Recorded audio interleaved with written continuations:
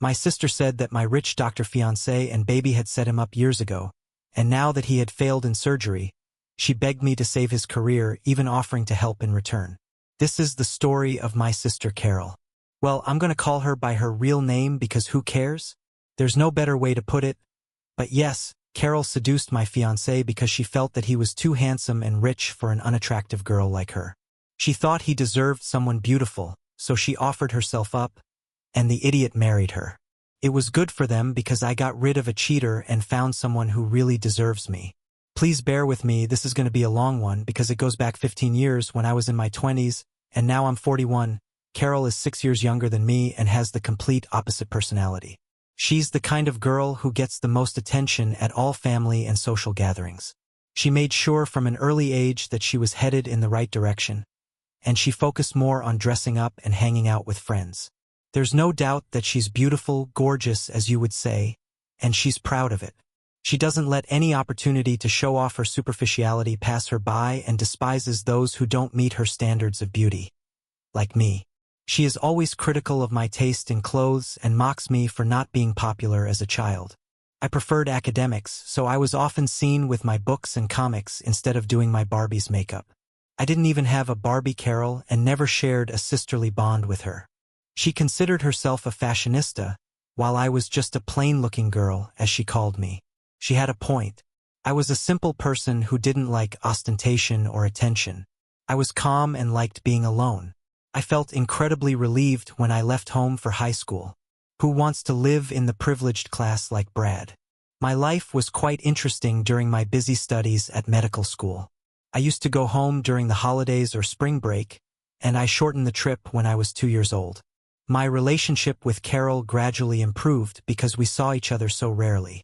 Carol dropped out of high school and worked in the fashion industry. Then she dropped out of fashion school and worked as a model.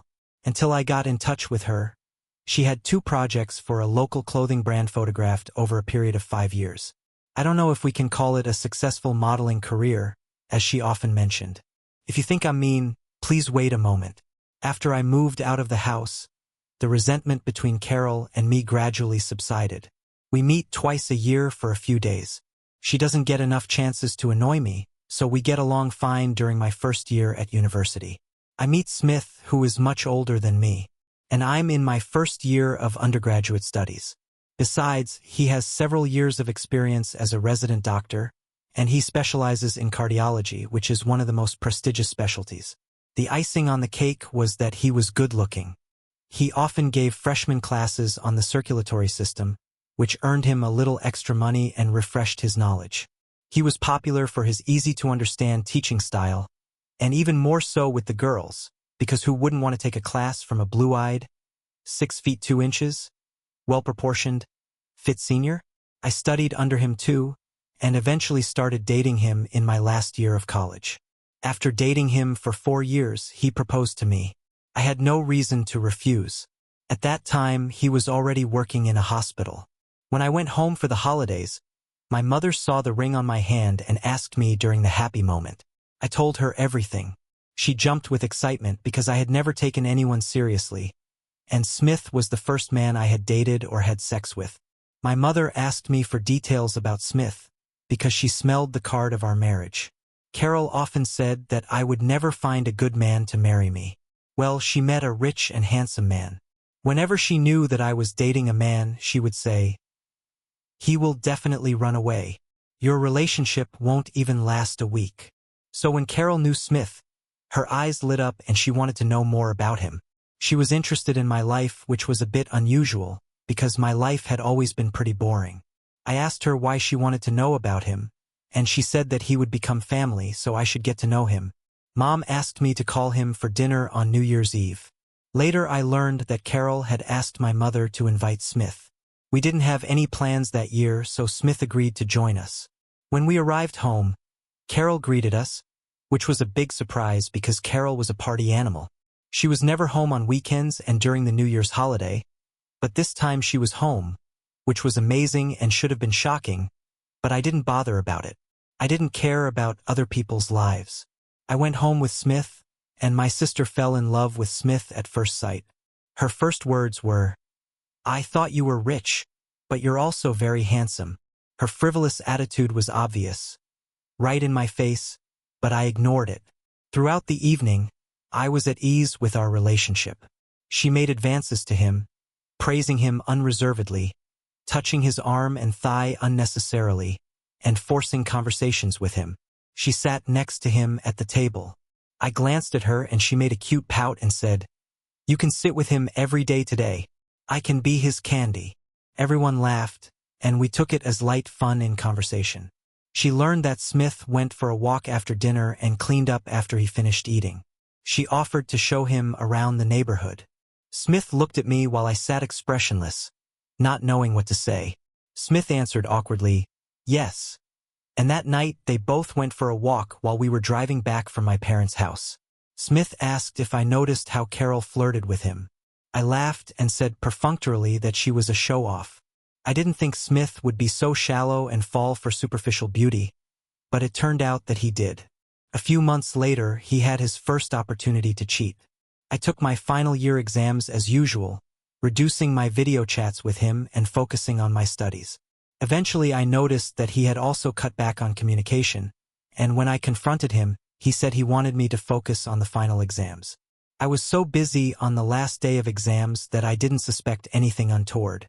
I asked him to pick me up from school, and he said he was busy in the evening.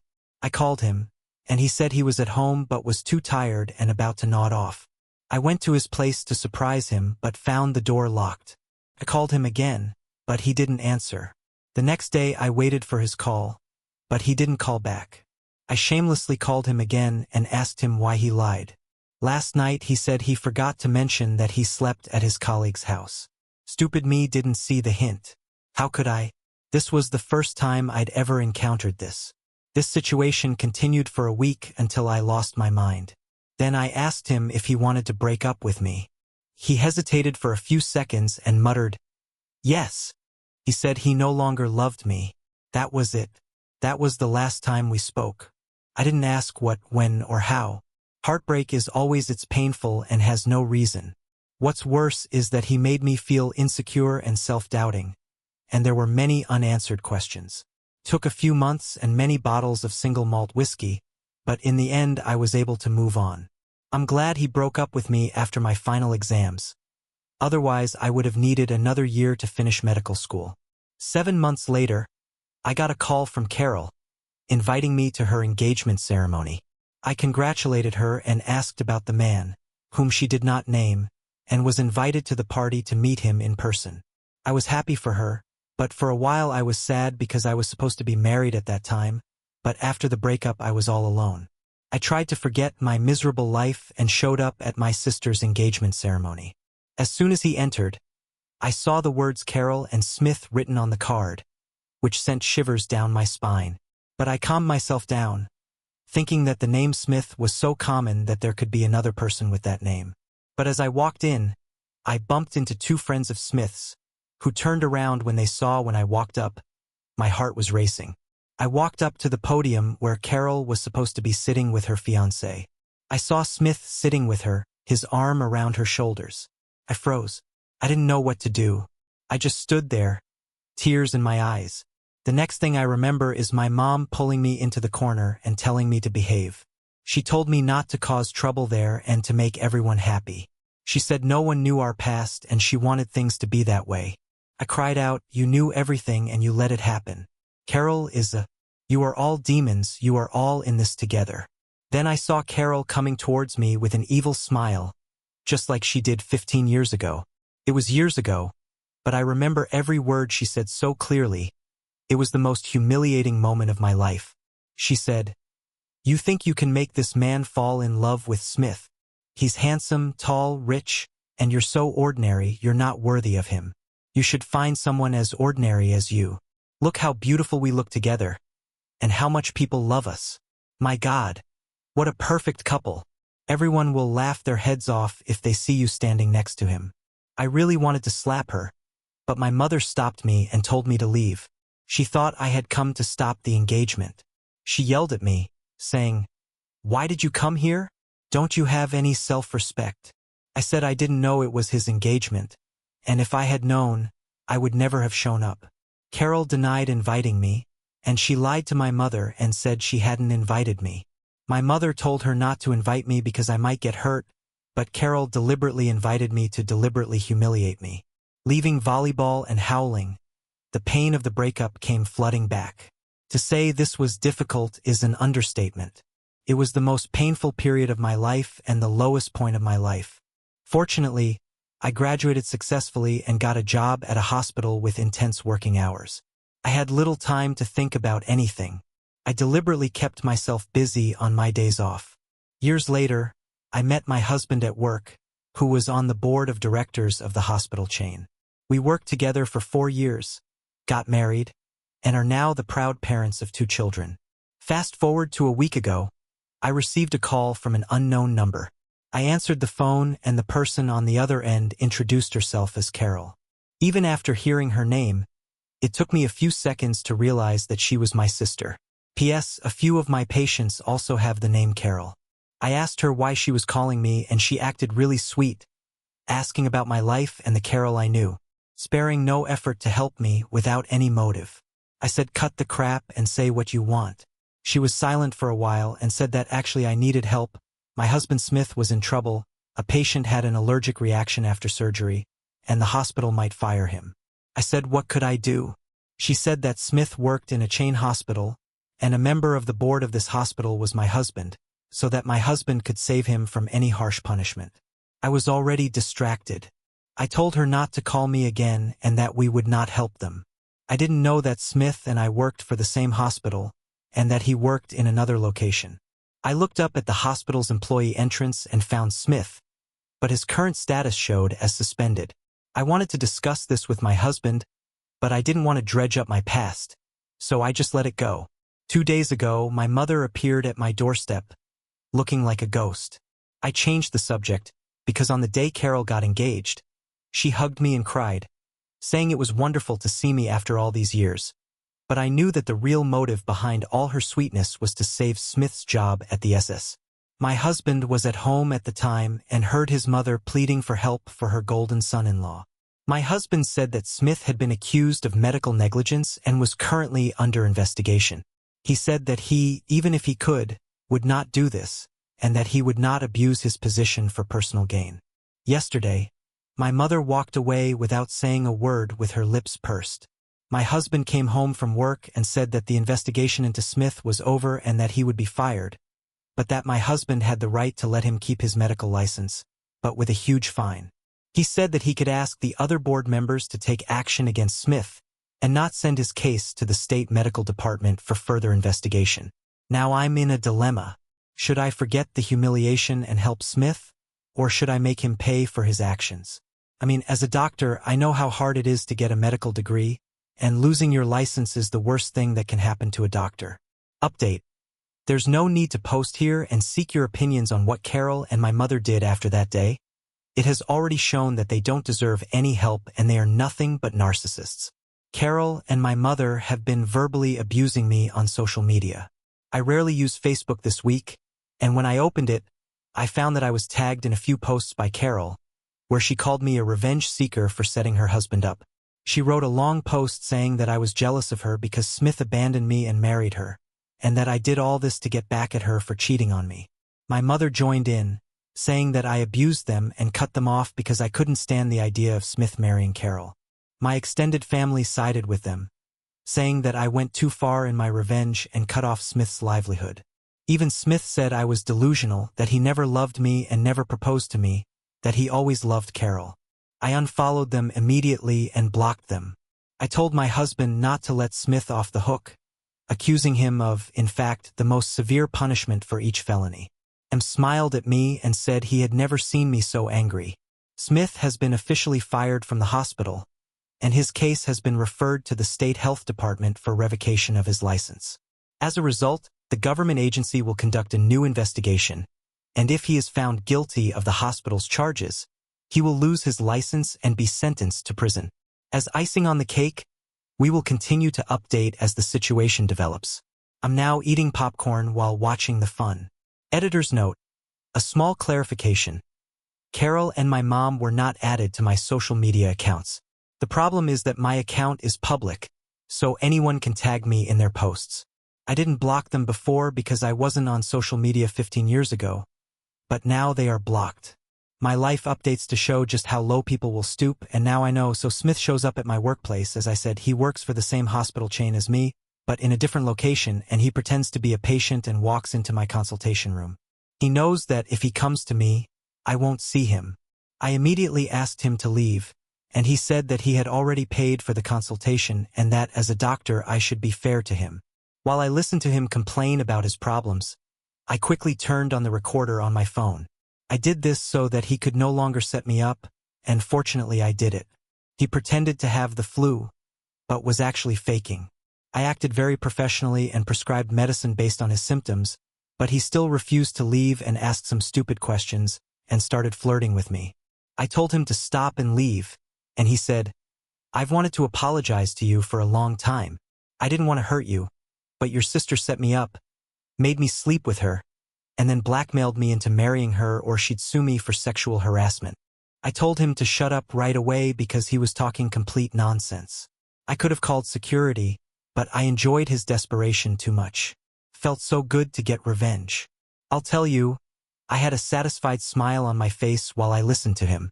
He continued, "I know you still love me, which is why you're still suffering and want revenge.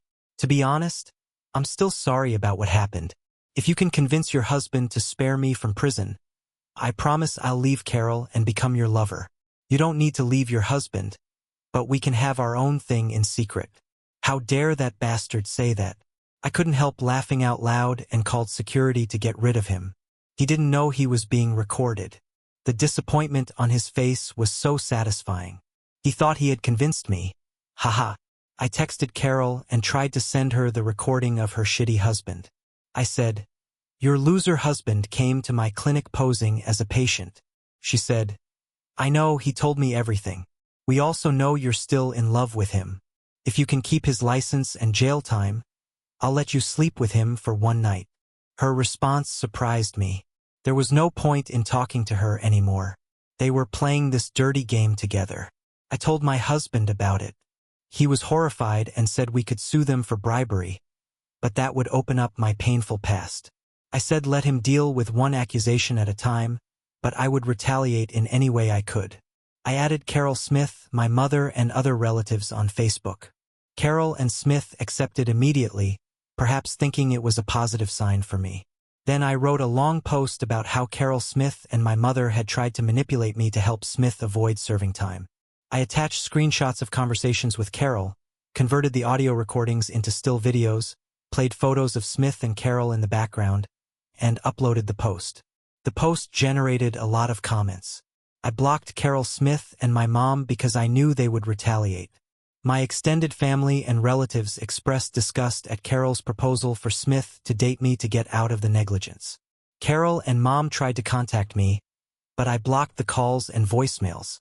I've been reading the comments on the thread yesterday and today, and people have escalated and started attacking Carol and Smith.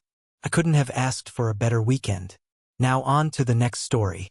Story 2. Our kid's school bus driver accidentally revealed their secret, and I discovered my wife's year-long extramarital story 3. After I kicked her out, she left him a desperate voicemail. Story 4. My wife and I have been together for 10 years, and we have 2 sons under the age of 6. My wife is very close to her elderly mother and made sure to include her in our family life, even though she lives in a nursing home. We visit her every week and bring her a range of toys for her grandchildren. Soon after, my wife encouraged the children to make gifts for their teachers and bus drivers with the help of their grandmother, and also started taking their mother out sightseeing and spending some one-on-one time together. The routine was that she would pick the children up from the bus and then start getting ready to go out. Over time, she started seeing their mother alone twice a week and every other Sunday with all of us. Even though there was plenty of time, even then, her mother always said how much she missed us. I don't know how that was possible if she kept taking her out, but I just dismissed the idea. One day, my wife ran back into the house, gleefully, after dropping the kids off at the bus. She bounded upstairs, ready to go out with her mother. My son had asked to see a show, So I took my wife's phone off the charger and discovered that the school bus driver for my son had made several missed calls. They both arrived home safely, so I couldn't imagine why there were so many missed calls from him. I tried to call him back, but I discovered that my wife had changed the phone lock. Subconsciously, I downloaded an app on the phone to disguise my number as my wife's. I set the call recording and then dialed my son's phone. As soon as he answered, he said, "Hello, darling. How are you? I promised you a special date. Are you ready?" I hung up as soon as I heard those words. I went upstairs to find my wife getting ready, and she looked stunning. I began to play down how beautiful she looked, and explained that her mother wanted her to be proud of her appearance, no matter the occasion. I played the recording of the bus driver, and her perfume bottle fell from her hands and shattered. She immediately became desperate and begged me to wait a moment so she could explain, but I grabbed the car keys as I walked out the door with the kids. I insisted that she call to pick her up and never bring her back. She was too panicked to cry, just gasping for breath as she said she would find a place to live because her home was with me and the kids. I refused to give up on her. I called the bus driver again, this time on speakerphone. He answered wearily, telling me that he knew what had happened and that he needed to come and pick up my wife because she now belonged to him. He quickly told me to slow down, adding that he was married and didn't want to get involved in any drama. My wife's face turned ugly as she realized how bad her situation was. I just shrugged, hung up the phone, and my wife started redialing his number before I left, to no avail. I heard her leave him a voice message telling him that he needed to come and get her and find her a place to stay because it was all his fault. I think she kept calling him until late at night until she found his wife on social media and publicly begged her to let him call her because she needed to talk urgently. This obviously aroused her suspicions and led her to discover the truth. My wife had been dating and sleeping with her husband for a year, the school bus driver for our kids. I had no idea this had been going on for a year, let alone this long. I feel like a fool for not investigating my wife's whereabouts sooner. I really believed she was spending time with her mother, but she was only there rarely. Her wife slandered my wife's name at school and throughout the town. Her husband was so ashamed and was willing to do anything to get his wife's forgiveness. He disappeared and even stopped using social media. He tried in vain to prove his loyalty to his wife and hoped that everything could return to normal. It was mortifying for any of us. Her lover abandoned her as soon as he got into trouble, and her attempts to seek his help only tore their family apart and landed her in an even worse situation. I also avoided her until a visitation schedule was established and primary custody was granted. Her desperate affair had cost her her reputation, her confidence, and her family. She was never the same again, and I doubt she ever will be. I'm glad I don't have to face life alone because of some stupid mistake that shouldn't have happened, because even after apologizing and explaining to me that his marriage was at a low point when he started seeing my wife, he decided he just needed someone to emotionally support him, and the emotional support turned into physical, and before they knew it, they were living a double life and got caught in the act.